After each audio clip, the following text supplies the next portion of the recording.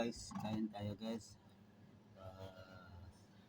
Panadura, panadura, ito pala panadura. Para PR, patata, at saka itlog.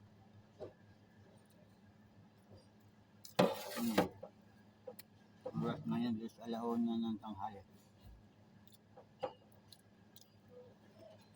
Dito lang kayo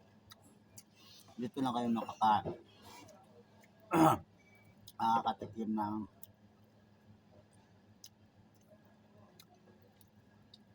sa isang araw kahit hindi nakakain ng kanin. Noon sa isang araw, isang beses ko lang kumain ng kanin. Hindi. Tulad na sa Pinas, may umagahan, tanghalian, saka hapunan. Dito, wala. Sa umaga, kape. Matanghali. Ito, itlog, tapos cucumber, saka kamatis. Hanggang hapon na po ito. Patata.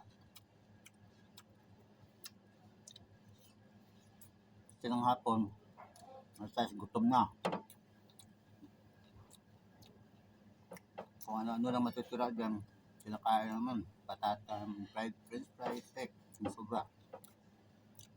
Tapos, makakain kami ng kanin. Kung merong sa gabi, pag-uwi namin ng alas 12, magsasaing, doon lang nakain ng kanin.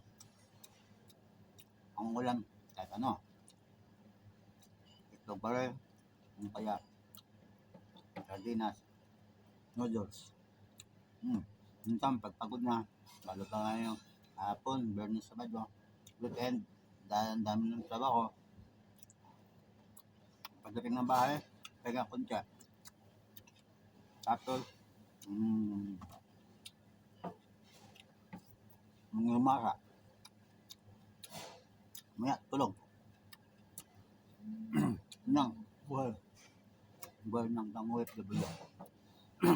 Dito ka lang makakatikim, nakakaranas na pwede pala hindi kumain at 3 beses kanin sa isang araw. Diba guys? No. Bye. Thank you for watching.